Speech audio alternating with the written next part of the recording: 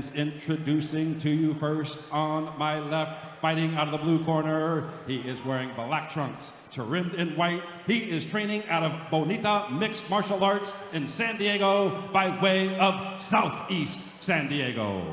He weighed in 145 pounds. His record, 1 win with 1 loss. Ladies and gentlemen, introducing Omar Logan Ramirez.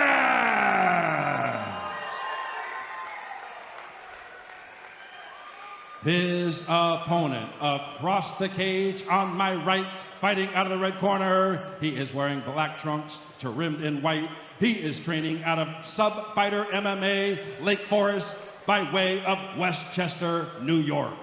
He weighed in 142 pounds. His record, no wins with 1 loss. Ladies and gentlemen, introducing Jacob J. Polo. All right, fans, here we go. 3 rounds of mixed martial arts in the featherweight division. All right, here we go. We're going to kick off our action this evening, John. Some fashionable gloves there. I'm jealous of those gloves. I've been staring at it the whole time, man. I agree. All right, and here we go. First fight of the night underway. Polo into the American flag gloves. Steps right in. Gets a left side underhook. Looking for over-under here. We got a head pinch from Ramirez. Well, decides to let go of it. You know, this isn't uncommon for a wrestler to see if they can get that positioning, use that cage. Nice knee there by him, but a return in kind from Polo as well, John. Yeah, it looks like Ramirez was thinking about a knee pick there. He was lifting up his underhook and looking with that left hand to get to the right leg of Polo. Some good knees, as you mentioned earlier. These, it looks like they're already starting to affect Polo. And then going to the inside of the leg, too. Well, if anything, for a wrestler, those knees help you break that posture a little bit more, and that's where wrestlers really come alive.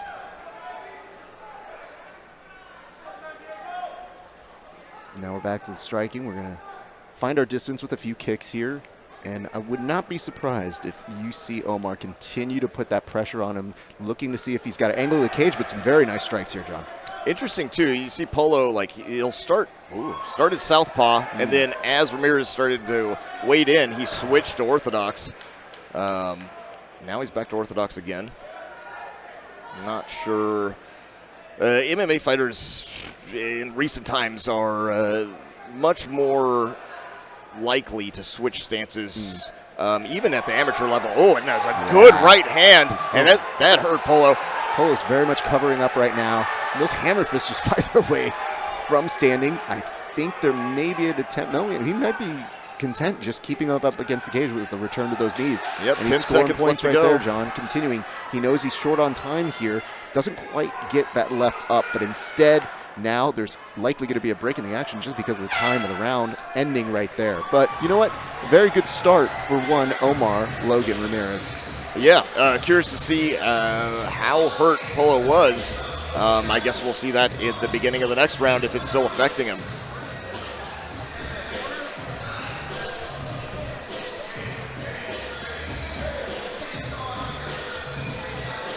All right, so we're looking right now, if you're going on over to Jacob Polo, you do recognize from your kicks you are able to establish distance. So I think in that very first part, he's trying to figure out where his range is. It might not be a bad idea to start utilizing some of those kicks if you can in this. If you know that person is so good at finding their way on the inside and wants to clinch up with you, it's going to allow you some time to maybe set up your striking a little bit better, and it keeps them at bay. But we've seen what happens when Omar gets that underhook. He's at home there. And you would think this is a guy who's looking for the takedown, but instead says, you know what, I'm happy pushing you up against the cage and bullying you here. And I wonder if he's softening him up to try and trip him off that cage maybe a little bit later. He's putting in that work to maybe make it so that it's going to be easier to get that double, get that single, whatever it is he's looking at there, John. So just some early predictions if I were to make some. Yep.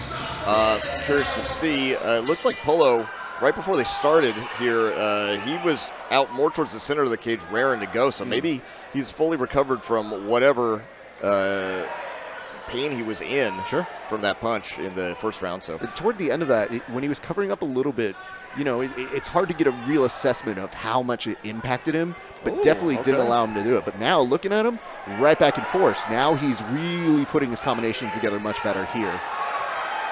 good kick from Ramirez. And then Polo again switching stances constantly.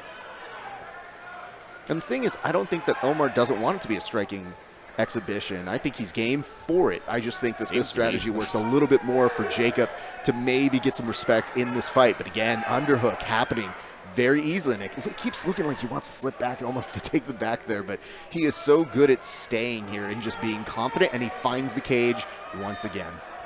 Yeah, oh, interesting. He's using that underhook. He's just trying to drop down to a single. But Polo puts in the whizzer and makes sure that he pulls that arm up off the leg. So that's wisely done. You should see Polo start to, that's stepping in. Front kick, interesting. Eats a liver kick from Ramirez, though, on the retreat. There's the stance switch. Ramirez just staying orthodox the whole time. Ramirez also landing the cleaner shots, so far at least. 30 seconds left to go in round number 2. There's that that hammer fist. He's snuck in like a few times here, John.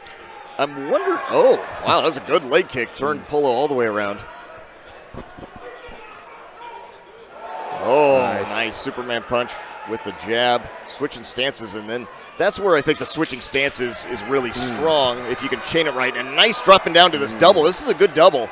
I don't know. Yeah, he's might have enough time to finish. It's close. Gets the hips down. But, you know, nice defense there by Polo toward the end. I think that time might have definitely come in handy there, but it did show you a few things. So you were mentioning a little bit about what Jacob was doing different this round with the switching of stances. Do you mind completing that thought? Because you were saying, like, the way he was exhibiting it, like, it showed a better range in that round. Yeah, I think where switching stances is like one of the places that it can really shine, and where I think people confuse it because some people just switch stances because they just aren't sure what to do, or don't have like a defined game plan. But when you use this to change the landscape of what we're looking at as far as like offense and defense goes, then all of a sudden you have to worry about a different power hand or a different lead hand.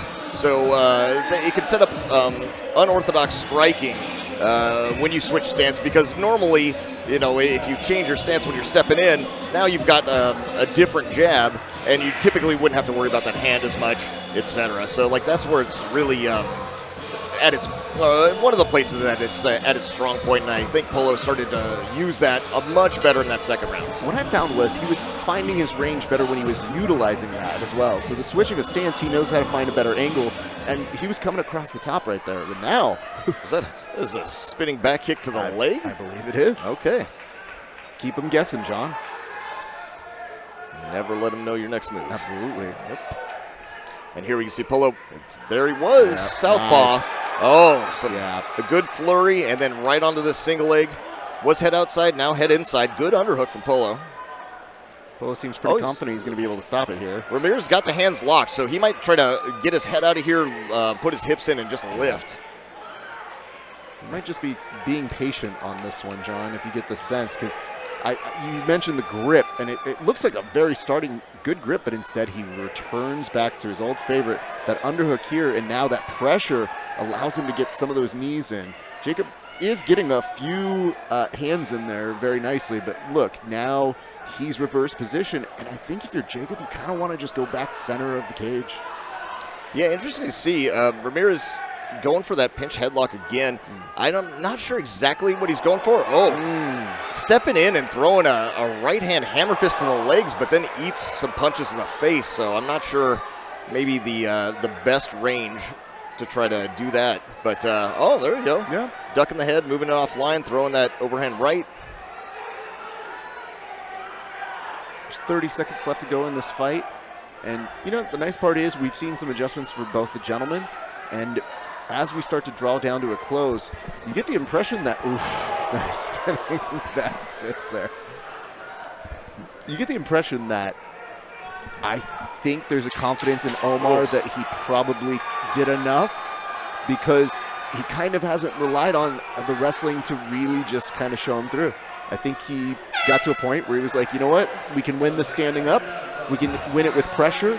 And I think the nice part is Jacob came a little bit more alive in that second round. Yes, that was his best round. round. Was a nice little back and forth between them. So it'll be interesting to see how it gets scored all the way. But a very solid performance here by Omar. I thought Omar looked good.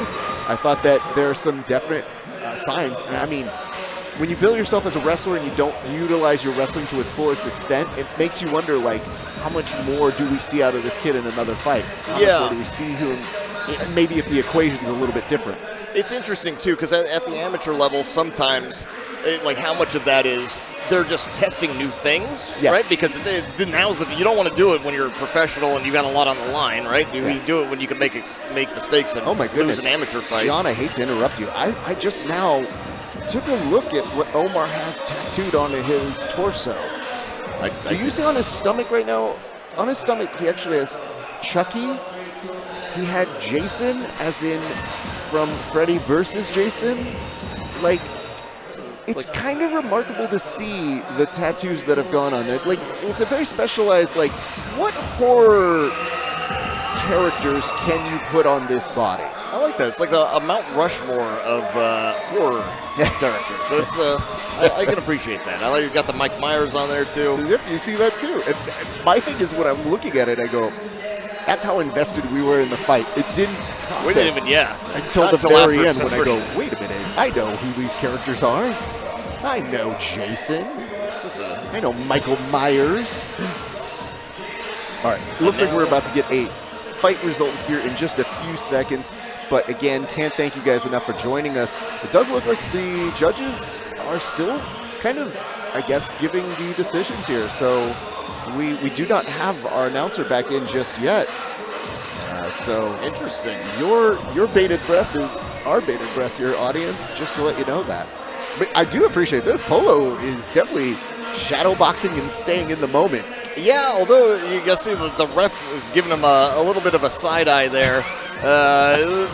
Maybe he was thinking like, well, why don't you use more of that in the fight? Oh man! I'm just saying. That's some dialogue what you interpreting. What's going on there? You know, sure. I just listen, dude. I don't know about these guys, but when I train and I'm done, and someone says I'm done, the look of exhaustion on my face is real. All right, it looks like we go back to the cage now.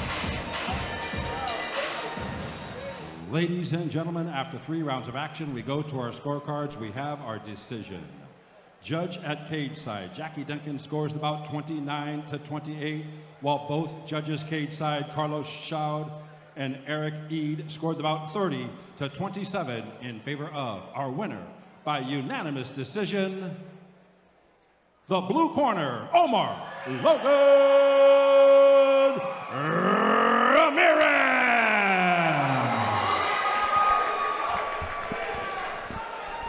We're going to get a quick interview here in a second after everybody gets dapped up. Omar Ramirez. Brother, how you feeling? Who do you train with?